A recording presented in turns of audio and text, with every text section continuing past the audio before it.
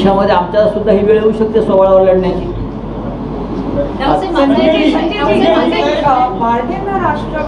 माळणेंना राज्यसभेवर पाठवून ती जागा मार्क यांना देण्याचा मावळ काय विदर्भात आलंय का? मावळ मतदारसंघ विदर्भात आलेला नाही ना. पण एक असं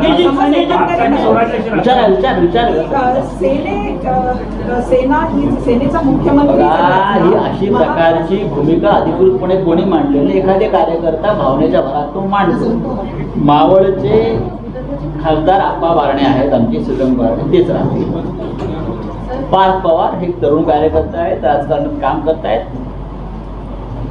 भविष्य त्यांचे राजकीय काय असेल याबाबत त्यांचा पक्ष विचार करेल, त्या पक्षाचे प्रमुख विचार करतील. आमच्याकडे काय प्रपोजल आलं त्या संदर्भात तर आम्ही त्या संदर्भात त्यांच्या पक्षाच्या नेत्याशी चर्चा करू. आपने पूछा है, आपने भी बताया कि भारतीय जनता पार्टी ने ही प्लान किया है MI को शिवसेना के साथ युति यानी राष्ट्रवादी के साथ युति के लिए, लेकिन उन्हीं का आरोप है आप पर कि इस समय अगर भारतीय जनता पार्टी लगातार मांग कर रही है नवाब मलिक के आप लोग इस्तीफा नहीं दे रहे, नहीं देंगे। MIM आपके साथ आने की बात कर रहा है। नहीं, हम इस्तीफा क्यों ले? आप एक गलत इल्जाम में हमारे मंत्री को, हमारे नेताओं को फंसाएंगे, केंद्रीय जांच एजेंसी का दुरुपयोग करके। आपको क्या लगता है अनिल देशमुख का इस्तीफा लेना भी गलती थी? सर मैं भी कहता हूँ अनिल देशमुख का इस्तीफा लेना भी गलती थी, नहीं लेना चाहिए। आप नवाब मलिक कैबिनेट में रहेंगे, हमेशा के लिए रहेंगे। भारतीय जनता पार्टी का जो भ्रम था कि हम पूरा कैबिनेट जेल में डालेंगे, ठीक है, हम भी देख लेंगे। जैसे आपके पास सेंट्रल एजेंसी है, महाराष्ट्र की पुलिस भी अब काम कर रही है और आने वाले दिनों में पता चलेगा कैबिनेट जाता है जेल में या और कोई जाता है।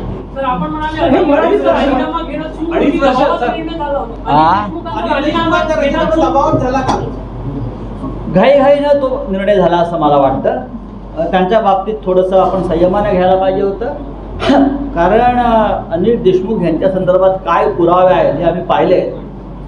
म्हणजे ज्या कारणासाठी केंद्रीय तपास यंत्रणेनं त्यांच्यावरती शेकडो धाडी घातल्या, CBIनं 22 धाडी, EDनं 50च्या वर धाडी, इन्कम टॅक्सच्या 40 धाडी, एका माणसावरती इतक्या प्रकारच्या धाडी घालून तुम्ही कोणता विक्रम प्रस्थापित केलेला?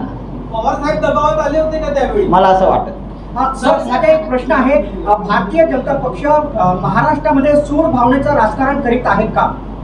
संपूर्ण देशभरातच सुडाचं राजकारण सुरू आहे आणि महाराष्ट्र त्याला अपवाद नाही। पश्चिम बंगाल आणि महाराष्ट्रामध्ये अशा प्रकारचं राजकारण जरी चाललं असलं तरी महाराष्ट्राला एक परंपरा आहे, जसं मगाशी तुम्हीच बोललात ना छत्रपती शिवाजी महाराजांविषयी। छत्रपती शिवाजी महाराज दिल्लीत जाऊन कधी वाकले नाही, तसं महाराष्ट्र दिल्ली पुढे कधी वाकणार नाही। मला असं वाटतं आता संपलं पाहिजे। एक सवाल है, अभी आपने कहा कि महाराष्ट्र पुलिस काम करने लगी है, जल्द ही कुछ नेता और जेल में जाएंगे, वो कौन से नेताओं की जांच चल रही है, ये खुल के बात करें इस पे। नहीं, मैं ऐसा आदमी नहीं हूँ किसी का भी नाम ले लूँ। जो काम पुलिस को करना है पुलिस करेगी, मैं यहाँ बैठकर किसी का नाम नहीं लूँगा। लेकिन इतने एविडेंस भ्रष्टाचार के खिलाफ आए हमारे पास, लोगों ने दिए। जैसे आपने चंद्रपुर की बात की है ना, चंद्रपुर में जो हुआ है, जो घोटाला हुआ है, गड़बड़ घोटाला, ऐसे बहुत से सैकड़ों घोटाले ऐसे किए हैं। और आपको जल्द ही पता चलेगा कि केंद्रीय जांच एजेंसी जैसा काम करती है उससे ज्यादा सक्षम हमारी पुलिस है। सर, काश्मीर फाईल्स वर तुमचं एक विधान आहे की ते सत्य आहे, पण अनेक काल्पनिक आहेत। काश्मीर फाईल्स 40 ज्या फाईल्स आहेत त्या चित्रपटात सेन्सॉर बोर्डने कट केला, त्याच्यात भयंकर प्रयोग होता। त्याच्यात काल्पनिक काय होतं काश्मीर फाईल्स मध्ये, जे तुम्हाला वाटलं काही काल्पनिक चित्रित करण्यात आलेलं आहे? आजच मी नागपूरच्या वृत्तपत्रामध्ये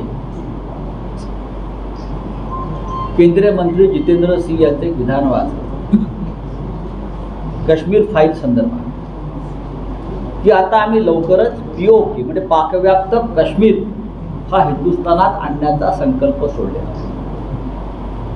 आजच आपल्या मी नागपूर आपण कशा करता कपाळावरती आठ्या आणल्या सर प्रवीण आजच वाचा. सर मला प्रवीण आश्चर्य वाटलं त्याच्यावरती उद्या मी सामनात अग्रलेख पण लिहिलाय की आम्ही वाट पाहतोय तुम्ही पीओके कधी आणताय, हा संकल्प कधी पूर्ण करताय. आमच्यासारखे प्रखर हिंदुत्ववादी राष्ट्रभक्त लोक हे असे आस लावून बसलेत की आणा, फक्त पीओके येण्याआधी पीओके फाईल सिनेमा काढू नका. सिनेमे काढल्याने पीओके येणार नाही हिंदुस्थान, किंवा सिनेमे काढल्याने काश्मीरी पंडितांची घरवापसी होणार नाही. गेल्या 7 वर्षामध्ये काश्मीरी पंडितांचं पुनर्वसन होऊ शकलं नाही. गेल्या 7 वर्षामध्ये काश्मीरी पंडितांना फक्त 16% घरं देऊ शकलंय सरकार. ते काश्मीरी पंडितांविषयी आक्रोश करत आहे, त्याचं मला दुःख आहे. बाळासाहेब ठाकरे एकमेव नेते होते हिंदुहृदय सम्राट, त्याने काश्मीरी पंडितांना महाराष्ट्रात आसरा दिला. त्याने काश्मीरी पंडितांना महाराष्ट्रात आसरा दिला आणि त्या विद्यार्थ्यांसाठी महाराष्ट्रामध्ये वैद्यकीय इंजिनिअरिंग क्षेत्रामध्ये जागा राखीव ठेवल्या. भारतीय जनता पक्षाच्या राज्य असणाऱ्या कोणत्या राज्याने हे केलंय का, किंवा केंद्राने तरी केलंय का गेल्या 7 वर्षामध्ये? पण हे आम्ही केलंय, शिवसेनेने केलंय आणि याचा आम्हाला अभिमान आहे. सध्या भाजप आणि शिवसेनेमध्ये वाद प्रचंड विकोपाला गेलाय, पण आम्ही नेला नाही. पण असंही म्हटलं जातं कारण की राजकारणात सगळं काही शक्य आहे किंवा काही होऊ शकतं. तर भविष्यामध्ये असं बोललं जातं काही जण की शिवसेना आणि भाजप पुन्हा एकत्र येतील का राजकारण काही होईल. तर पुढे बघूया. तुमचा प्रश्न रिपीट करा, सध्या लोकांना ऐकू द्या. पण भविष्यात शिवसेना भाजप एकत्र अशी चर्चा मध्ये मध्ये येत असते की भाजप आणि सेनेतला वाद किती विकोपाला गेला असला तरी भविष्यामध्ये भाजप आणि सेना एकत्र येतील कारण राजकारण काय होऊ शकतं. असं नाही आहे शिवसेनेच्या बाबतीत, इतरांच्या बाबतीत होत असेल. पण शिवसेनेने एखादी भूमिका घेतली आहे आणि ती टोकाला नेली आहे, त्या टोकाला जाऊन शिवसेना कधी खाली येत नाही. ज्या पद्धतीचं वातावरण महाराष्ट्रात आणि देशात शिवसेनेच्या बाबतीत भारतीय जनता पक्षानं निर्माण केलं ते निर्माण करण्याची गरज नव्हती. 25 वर्ष आपण एकत्र काम केलं, एकत्र नांदलो, आपली विचारधारा एक, हिंदुत्वासाठी आम्ही काम केलं एकत्र. अशा वेळेला अपघातांना जरी मार्ग वेगळे झाले, म्हणून ज्या पद्धतीनं तुम्ही सुडानं आमच्याशी वागताय, केंद्रीय सत्तेचा गैरवापर करतो, ते आम्ही विसरू शकत नाही. आणि जो विसरेल तो खरा राजकारणी नाही. महाविकास आघाडी आता या ठिकाणी 2.5 वर्ष झालेले आहेत. 2.5 वर्षामध्ये एकही घोटाळा तुम्हाला सापडला नाही का? तेव्हा भाजपचा एकही ठोस पुरावा अद्यापपर्यंत भाजपचं म्हणणं असं आहे की हे महाविकास आणि आघाडी. हा प्रश्न तुम्ही आम्हाला विचारण्यापेक्षा ईडीला काय विचारत नाही? तुमच्याकडे पोलिसांनी तुम्ही सांगितलं नाही, एक लक्षात आहे, बरोबर आहे. 2.5 वर्ष पोलीस कुठे होते? घोटाळे होते की नव्हते? होते, मग ते बाहेर का नाही आले? आम्ही दिले ते ईडीकडे. केंद्रीय तपास यंत्रणा महाराष्ट्रात तपास करतायत ना, मग आमची जबाबदारी आहे त्यांना आम्ही काही माहिती द्या. आपण वारंवार जर माझ्या गेल्या 3 पत्रकार परिषदा पाहिल्या असतील, मी वारंवार तेच सांगतो की 100च्या वर प्रकरण मी ईडीकडे पाठवले. तुम्ही पेन ड्राईव्ह दिला नसेल ना, CID कडे का दिलं नाही? आमचा कागदपत्रावरती विश्वास, पेनड्राईव्ह वगैरे हे नागपूरचं डिजिटल प्रकार आहे. सर प्रवीण दरेकर यांच्यावरही 100 करोडचा आरोप लावण्यात आला. तुमच्या पक्षाने त्यांच्यावर 100 करोड लावला नाही. आणि तुम्ही लावला कसं काय म्हणता? त्यांच्यावर आरोप सिद्ध झाले काय? मग आमच्यावर झालेत का? नवाब मलिकवर झालेत का? अनिल देशमुखवर झालेत का? कोणावर झालेत आरोप सिद्ध?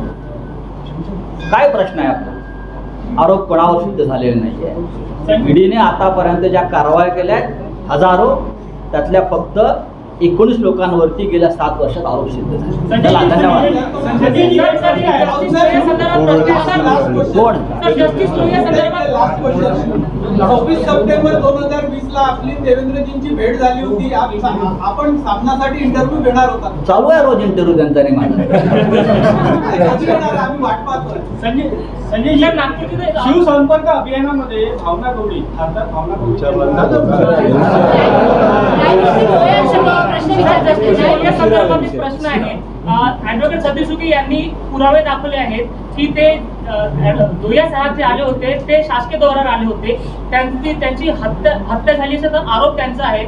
आपण त्याच्यासाठी काय नेमकं करताय, काय कारवाई मला होणार आहे? इन्क्वायरी म्हणजे होणार आपण आहे? म्हणता ॲडव्होकेट सतीश उके यांनी माझी आज भेटण्याची वेळ मागितलेली आहे आणि मी त्यांना भेटणार. सर, देवेंद्र फडणवीस विरोधात डझनभर पुराव्या सकट फायली राज्य सरकारने दिल्या आहेत. ऍडव्होकेट सतीश उकेंनी आज ते मला भेटणार आहे. आज त्यांनी माझी भेटण्याची वेळ घेतलेली आणि मला ते भेटणार आहे. सर, विदर्भामध्ये भाजपची टक्कर द्यायला निघाले. टक्करचा प्रश्न काय, शिवसेना आहेच नाही. विदर्भामध्ये 2014 तुम्ही एकत्र लढले, 6 आमदार निवडून आले, आता 4 आले निवडून. मला थोडं मागे जावं, तुम्हाला मी सांगतो. हा टक्कर बिक्करचा विषय नसतो इथे. हा टक्करचा विषय नाही आहे. विदर्भात शिवसेनेचं संघटन अत्यंत उत्तम आहे. विदर्भात शिवसेना फार जुनी आहे आणि भारतीय जनता पक्षाच्या स्थापनेच्या आधीपासून शिवसेना इथे काम करते. आमचे खासदार आहेत प्रत्येक जिल्ह्यामध्ये. अमरावती सोडला तर आपण बुलढाण्यापासून ते रामटेकपर्यंत आमचे खासदार आहेत. युतीच्या काळामध्ये 25 वर्षापूर्वी जेव्हा युती झाली, शिवसेना भाजपा युती झाली, तेव्हा जे जागा वाटप झालं त्यावेळेला, तेव्हा विदर्भातल्या बहुसंख्य जागा भारतीय जनता पक्षाने घेतल्या. त्याच्यामुळे इथे काही काळ आम्हाला आमची बिछाड झाली. कोकण, मुंबई किंवा उत्तर महाराष्ट्रामध्ये आम्ही काम केलं, मोठ्या प्रमाणात मराठवाड्यात काम केलं. पण विदर्भावरती भारतीय जनता पक्षाने तेव्हा अधिकार सांगितला. त्यातून थोडा आमच्या संघटनेला सेटबॅक बसला. त्यातून आता आम्ही बाहेर पडतो आणि पुन्हा एकदा नव्या जोमानं शिवसेनेचं काम इथं सुरू करतो. विदर्भात भाजपकडे 29 जागा आहेत विधानसभेच्या. त्या जागेवर जास्त फोकस असणार या संपूर्ण अभियानामध्ये.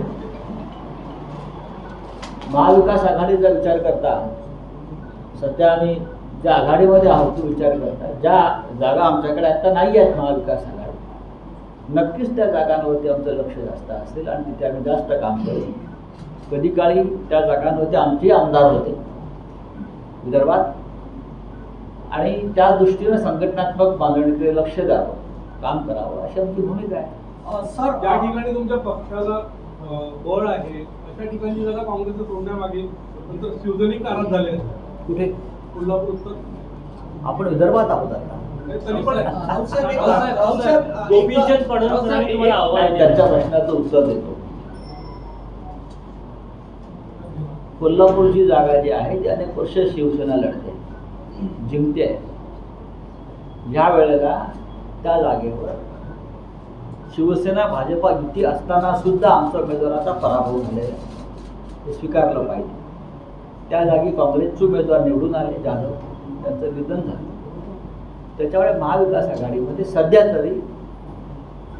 तरी पोटनिवडणुकीमध्ये त्यांचा अधिकार आहे. त्यानुसार ती जागा लढत आहे. 2024ला आम्ही त्याच्यावरती परत विचार करू, पुनर्विचार हे ठरलेलं आहे. राऊत साहेब, माझा एक प्रश्न आहे. शिवसेना ही छत्रपती शिवाजी महाराज, फुले, शाहू आंबेडकर यांच्या विचारधारेने चालणारा पक्ष आहे. नक्कीच. बहुजन समाज पक्षाचे जे प्रदेश अध्यक्ष राहिलेले आहेत त्यांनी तुमच्या पक्षामध्ये प्रवेश घेतलेला आहे, सुरेश साखरे. परंतु आजही त्यांना जो सन्मान मिळायला हवा तो सन्मान मिळत नाही आणि काहीतरी कुठेतरी नाराजगी आहे असं वाटत नाही का तुम्हाला? मला असं वाटतं म्हणजे विदर्भामध्ये जर पक्ष वाढवायचा असेल मला ते आज दिवसभरात भेटणार आहे, त्यांची माझी चर्चा होणार आहे. मी हा संवाद साधण्यासाठीच आम्ही आलेलो आहे. हा जो संवाद जो कमी झाला, तुटला, त्याला काही कारण आहे. त्यासाठीच आम्ही इथे आलेलो आहोत आणि सगळे विषय जे आपण सांगताय त्या सगळ्यांशी संवाद साधून पुन्हा त्यांना पक्षाशी जोडलं जातं. मोदी सरकारने एक रेकॉर्ड केला आहे. काँग्रेसच्या काळात 112 कारवाया झाल्या ईडीच्या देशभरात आणि मोदी सरकारच्या गेल्या काही वर्षाच्या काळामध्ये 2974 ईडीच्या कारवाया ज्या आहेत त्या देशभरात झालेल्या आहेत. असं बघताय. केंद्रीय तपास यंत्रणा त्याचा एक खुळखुळा झालेला आहे. सगळ्यांना ते हलवत दाखवत घाबरवत आहे. महाराष्ट्रात सर्वाधिक कारवाया झाल्या, त्यातला मी एक व्हिक्टीम आहे. माझ्यासारख्या एका मध्यमवर्गीय माणसाला सुद्धा ईडीचं भय दाखवण्याचा प्रयत्न झाला. माझ्या कुटुंबावरती अशा प्रकारचे आक्षेप घेण्यात आले. एक वर्ष झालं अजून त्यांना काय सापडायचं आहे? पश्चिम बंगालमध्ये सर्वाधिक कारवाया होत आहेत. पश्चिम बंगाल. काल आपण पाहिलं असेल ममता बॅनर्जी यांचे नातेवाईक आहेत अभिषेक बॅनर्जी त्यांचा भाचा, त्याला आणि त्यांच्या पत्नीला सुद्धा ईडीने काल बोलवलं दिल्लीमध्ये. पण जाताना अभिषेक बॅनर्जींनी सांगितलं की ईडीने कितीही दबाव आणला तरी मी त्यांच्यापुढे झुकणार नाही. हे राजकीय षडयंत्र आहे, हा राजकीय गैरवापर होतोय तपास यंत्रणांचा. जिथे भाजपची राज्य नाही, जिथे भाजपचे मुख्यमंत्री नाही, तिथेच फक्त ईडीच्या कारवाया होत्या. UPAच्या काळामध्ये 10 वर्षामध्ये फक्त 23 धाडी पडल्या आणि गेल्या 7 वर्षामध्ये साधारण 23,000 धाडी पडल्या. त्या कोणावर पडल्या, का पडल्या, त्याच्या मागची प्रेरणा काय आहे? पण एक सांगतो, महाराष्ट्र असेल किंवा बंगाल असेल, या तपास यंत्रणा ज्या आहेत या सत्ताधारी पक्षाच्या कार्यकर्त्याप्रमाणे वागत आहेत, त्यांना वापरलं जात आहे. आणि त्याच्यामुळे जर महाराष्ट्र आणि बंगालसारखी सरकार आम्ही पाडू आणि सत्ता आणू असा कोणाचा गैरसमज असेल तर ते भ्रमात आहे. आम्ही अजिबात वाकणार नाही, मोडण्याचा प्रश्नच सोडा. तुम्ही खोटी प्रकरणं निर्माण करून आमची बदनामी करून ना शिवसेनेला वाकवू शकत ना या महाविकास आघाडीचा बालवाका करू शकत. सर सर सर सर एक सांगा, तुम्ही हे सांगितलं यापूर्वी तुम्ही सांगितलं होतं बॉम्ब फोडणार होते तुम्ही, तुमचं महाविकास आघाडी बॉम्ब फोडणार होती. आरोप प्रत्यारोप जे आहे ते तुमच्याकडून तितके होत नाही. कोणी सांगितलं? दहशत तुमच्या मनात फडणवीसांची दहशत आहे का? काय असतं दहशत? दहशत शब्द आमच्या डिक्शनरीत नाही, माहिती आहे का? शिवसेना हा एकमेव पक्ष आहे की भीती आणि दहशत ही आमची आहे, ही आमची आहे. मी तुम्हाला सांगतो ना, काय तुमची बॉम्बची व्याख्या काय? खोटे आरोप करणं बॉम्ब नाही ना, खोटे आरोप करणं बॉम्ब नाही. एक तुम्हाला मी मुंबईच्या शिवसेना भवनातल्या पत्रकार परिषदेमध्ये हजारो लोकांच्या साक्षीनं ईडीच्या भ्रष्टाचाराचं 13 पानाचं पुराव्यासह पत्र मी प्रधानमंत्र्यांना दिलं, ते मी रिलीज केलं आहे. हा बॉम्ब नाही. ईडीचे अधिकारी मुंबईत बसून दिल्लीत बसून ज्या पद्धतीनं 60-70 बिल्डरांकडून ज्या पद्धतीनं त्यांनी खंडण्या गोळा केला त्याच्याविषयी माहिती देणं पुराव्यासह, हा बॉम्ब जर वाटत नसेल तर तुम्ही बॉम्ब कशा करता म्हणता हे समजून घ्यावं लागेल. खोटे आरोप, खोटे पुरावे विधानसभेत विधिमंडळात देणं आणि पत्रकारांना समोर देणं त्याला मी बॉम्ब गोपीचंद पडळकर आज असे म्हणाले की तुम्ही शिवसंपर्क अभियानाच्या माध्यमातून फिरत आहे, सिक्युरिटी सोडून जर का फिरले तर शेतकऱ्याच्या भावना खऱ्या तुम्हाला पडेल. सर याला जोडून एक प्रश्न, गोपीचंद पडळकरांनी तुमचा उल्लेख जनाबे संजय राऊत असा केलेला आहे. त्यांनी परत एक असा आरोप केलेला आहे की आदित्य ठाकरेचा तुम्ही राहुल गांधी करतात असा देखील त्यांनी आरोप केलेला आहे. कोणाविषयी बोलायचं हे आमचं साधारण ठरलेलं आहे. कोणाला उत्तर द्यायचं आणि हे कोणावर तुम्ही प्रश्न विचारून तुमची प्रतिष्ठा खाली आणता. एक बघा, प्रश्न जो आहे भारतीय जनता पक्षाकडून सातत्याने येतोय की शिवसेनेला जनाब हा काय आहे? जनाब, त्या देशामध्ये 22 कोटी मुसलमान राहतात.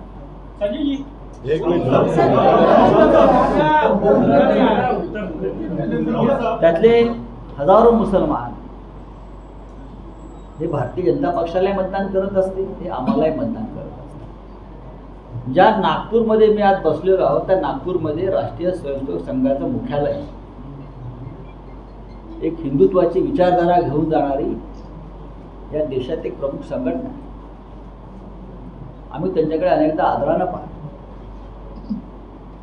त्या संघटनेचे सरसंघचालक मोहनराव भागवत यांची जर गेल्या काही काळातली वक्तव्य आपण पाहिलीत मुस्लिम समाजाविषयी, मुस्लिम बांधवांविषयी, तर तुम्ही संघालाही जनाबसेना म्हणणार का? पहा ना, मोहनराव भागवत सरसंघचालकांनी गेल्या काही दिवसामध्ये, काही वर्षामध्ये अनेकदा सांगितलं की मुसलमानांचा आणि हिंदूंचा DNA सारखा आहे. म्हणून ते जनाब सेनेचे प्रमुख झाले, त्या जनाब संघाचे प्रमुख झाले. राष्ट्रीय स्वयंसेवक संघानं मुसलमानांसाठी एक राष्ट्रीय मंचाची स्थापना केली. राष्ट्रीय मंच काढला ना त्यांनी, म्हणून ते जनाब सेनेचे प्रमुख झाले का? मोहनराव भागवतांनी असं सांगितलेलं आहे अनेकदा की जे या देशातले नेते, राजकारणी किंवा अन्य कोण या देशात मुसलमानांनी राहूच नये अशी भूमिका मांडत असतील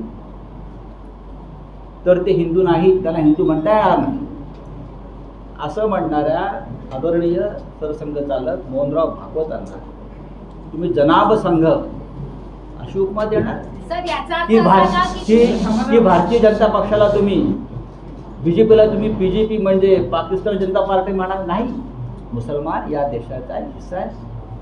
हजारो लाखो मुसलमान, कोट्यवधी मुसलमान या देशात राहतात. अनेक राज्यपाल मुसलमान आहेत भारतीय जनता पक्षाला नेमलेले. केरळचे राज्यपाल मुसलमान आहेत. सिकंदर बक्स सारखे भारतीय जनता पक्षाचे नेते होऊन गेले आमच्याकडे आहेत.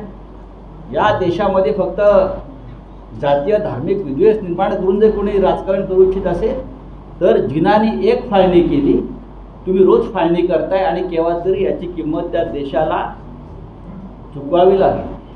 जर तुम्हाला आम्हाला जनाब सेना म्हणायचं आहे, जसं मगाशी म्हणालो, मग भारतीय जनता पक्षानं अल्पसंख्याक असेल कशाकरता निर्माण केलं आहे, कोणासाठी निर्माण केलं? आम्ही तुम्हाला काय मिया खान मौलाना म्हणायचं का? पण आम्ही म्हणणार. सर याचा अर्थ असा ना की आता तुम्ही MIM ला परमिशन देताय महाविकास आघाडीसाठी या स्टेटमेंट? मी पहिला माणूस आहे ज्याने समोरून सांगितलं की MIM सारख्या पक्षाशी शिवसेनेची कधीच युती आणि आघाडी होणार. भारतीय जनता पक्ष आणि MIM यांची छुपी युती कशी झाली उत्तर प्रदेशमध्ये आणि बंगालमध्ये या अख्ख्या देशानं पाहिजे.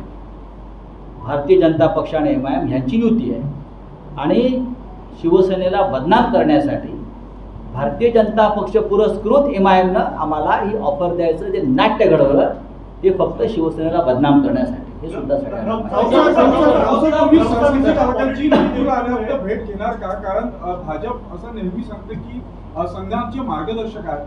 तर तुम्ही का संघ तुमचे मार्गदर्शक आहेत, आमचे का नसून आहेत? तुम्ही ते भेट घेऊन त्यांना सांगणार का? जर बाळासाहेब ठाकरेंना संघाचे नेते, भाजपचे नेते सातत्याने भेटत होते हिंदुत्ववादी विचारधारेचे मार्गदर्शक म्हणून, आम्ही भेटणार त्यांना, आम्ही भेटू त्यांना. त्यात चुकीचं काय? सर तुम्ही आता इथून राऊत सर माझा महत्वाचा प्रश्न आहे. तुम्ही आता इथून चंद्रपूरला जाणार आहे आणि चंद्रपूर जिल्ह्यामध्ये जेव्हा देवेंद्र फडणवीस मुख्यमंत्री होते तेव्हा जल शिवार योजनेच्या मध्ये महाघोटाळा झाला आहे. 125 करोडचा घोटाळा झाल्याचा आरोप काल एका राष्ट्रवादी कार्यकर्त्यांनी लावलेला आहे. त्या संदर्भात मुख्यमंत्र्यांकडे त्यांनी तक्रार सुद्धा दिलेली आहे. आता तुम्ही चंद्रपूरला जाणार आहे, या प्रकरणाबद्दल तुम्ही तिथे चौकशी करून ती चौकशी लावणार आहेत का? मुख्यमंत्री चौकशी करतायत त्या प्रकरणाची माझ्या माहितीप्रमाणे. तो संपूर्ण विषय मुख्यमंत्री कार्यालयात पोहोचलेला आहे तुम्ही जो सांगताय तो, आणि त्याच्यावरची नुसती चौकशी नाही, ते तुम्हाला कारवाई झालेली दिसेल.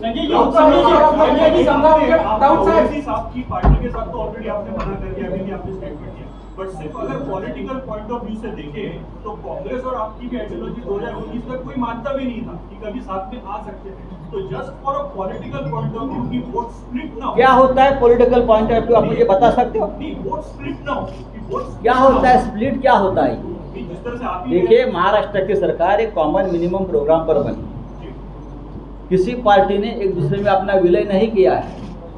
अपने अपने आइडियोलॉजी लेकर हम आगे जा रहे हैं. शिवसेना एक प्रखर हिंदुत्ववादी पार्टी है, आज भी है और कल भी रहेगी. नंबर 1, आपने कहा कि पॉलिटिकल आइडियोलॉजी, ये सिर्फ शिवसेना के लिए सवाल है क्या? आप ये सवाल भारतीय जनता पार्टी से पूछना चाहिए. कश्मीर में महबूबा मुफ्ती के साथ जब आपने सरकार बनाई तब आपकी पॉलिटिकल आइडियोलॉजी कहाँ गई थी? ये सवाल कभी आप उनसे पूछिए.